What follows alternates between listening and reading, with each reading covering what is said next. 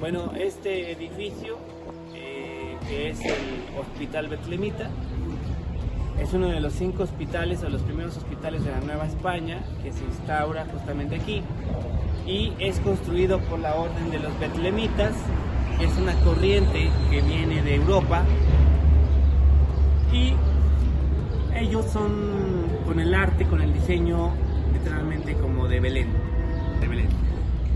Es construido el hospital porque ya estaban operando los franciscanos y los dominicos, con la capilla abierta y el ex convento franciscano. Pero había muchísimos enfermos, no solamente de los típicos, sino las enfermedades españolas que llegaron, como la viruela, el sarampión, e inclusive la pestilencia. No había cura, por eso se construye aquí el hospital. Siglo XVIII fue su construcción y es un patrimonio histórico. De hecho, toda la parte que tenemos hacia allá y esta zona, tenemos que era la zona donde se atendían los enfermos en las camas, y lo que conocemos como la Presidencia y toda esa zona es donde estaban los doctores, estaban las monjas y estaban los frailes que atendían a todos los enfermos. El nombre completo del edificio es Hospital Betlemita de Nuestra Señora de Guadalupe, y hoy en día alberga las oficinas de la Presidencia. Tendría que ser este edificio un museo porque es patrimonio, pero hay acuerdo con Antropología e Historia que se renueva cada 100 años, donde el ayuntamiento pues tiene sede. Y además de que los betlemitas, como ya no había financiamiento para mantener el hospital, donan toda la arquitectura al ayuntamiento para crear el primer ayuntamiento de Tlalmanalco, ahí a mediados del siglo XVIII.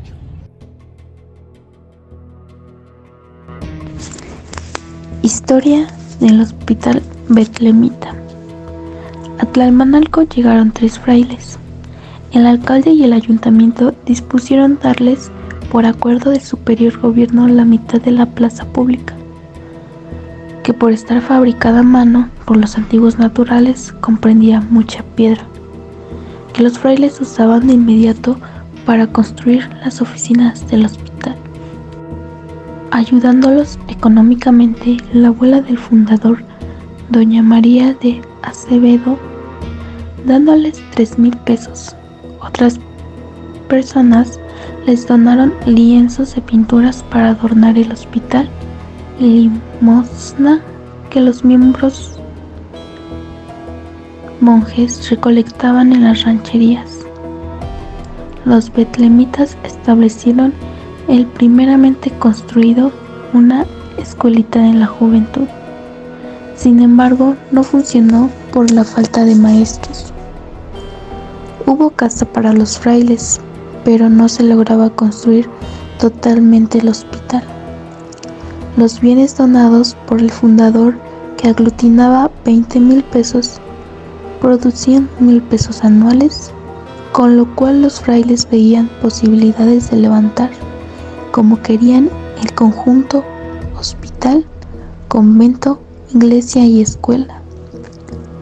Con las limosnas no se podía contar, ya que pues eran mínimas y muy eventuales. Por lo tanto, decidieron 12 años después regresar a México y llevarse los cuadros que les habían regalado y poner al cuidado de una persona lo poco que se había construido en el hospital, dejando el dinero donado por el fundador como estaba puesto a crédito hasta que llegase a construir una capital de 60,000 pesos que produciera 3,000 pesos anuales, por el cual ya sería posible establecer el hospital. Esto es de suponer motivo la ariada protesta de los naturales, que solo vieron la idea de los frailes, su abandono de la obra y un colapso fraude a los pobres que eran dueños del legado. La encabezó el cacique y principal de la cabecera de Tlalmanalco y gobernador de ella, Lázaro de Galicia, y a él se sumó el ayuntamiento con todos sus alcaldes y regidores. El asunto fue a la audiencia. cuando los frailes expusieron sus razones y probaron que los 20,000 pesos legados no se habían perdido, sino que había aumentado ya a 25,000 pesos. La Real Audiencia, el 26 de octubre de 1742, les dio la razón y caminó a los naturales del lugar a no impedir los planes de los frailes betlemitas, solo pena de traerlos a la Real Cárcel del Corte y remitirlos a los obrajes. Los ánimos se calmaron cuando la Real Audiencia envió intérpretes que, dialogando con los nativos, los convencieran de la razón que tenían los frailes, asegurándoles que la obra continuaría en cuando las limosnas lo permitieran y que los frailes regresarían cuando el hospital estuviera terminado. Largos años que duró la edificación debido a la pobreza del pueblo de Tlalmanalco, y finalmente fue el 1 de octubre de 1770 cuando se logró inaugurarlo, dándosele el título de Hospital de Nuestra Señora de Guadalupe. Al iniciar su servicio había una enfermería con 12 camas, así como una cocina gótica, etc. Una sección conventual para los frailes betlemitas y una escuela de primeras letras para 175 alumnos.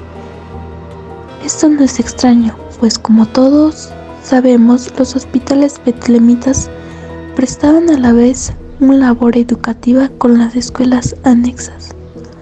La escuela del Hospital de Tlalmanalco era de primeras letras. Ahí se enseñaba a leer, escribir y contar, además de la doctrina cristiana. Estando en el Hospital de Nuestra Señora de Guadalupe, zona rural, pues eran los criollos, había también una sección de hospedería para los viajeros desvalidos. La calidad de los servicios en aquellos primeros tiempos los describen el visitador de la Orden de Belén, Fray Andrés de la Cernada de la Trinidad, diciendo: se cura con la más prolija asistencia, esmero y caridad, sin que se extrañe en el puchero lo más conducente y sazonado, ni en las medicinas lo más costoso. Los 8 religiosos que lo habitaban se emplean en cuanto es de alivio de los enfermos, ejercitando los empleos más serviles sin exceptuar el prelado.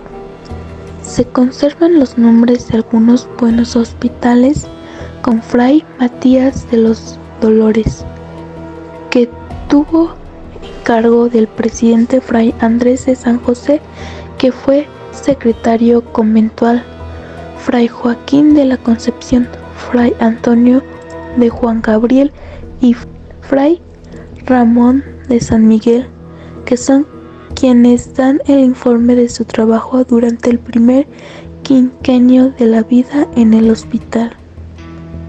Según ellos, de 1771 a 1775 se habían atendido 300 enfermos, habían hospedado 141 peregrinos y en la escuela se habían enseñado a 500 infantes naturales del lugar, más de 171 niños españoles y de otras localidades.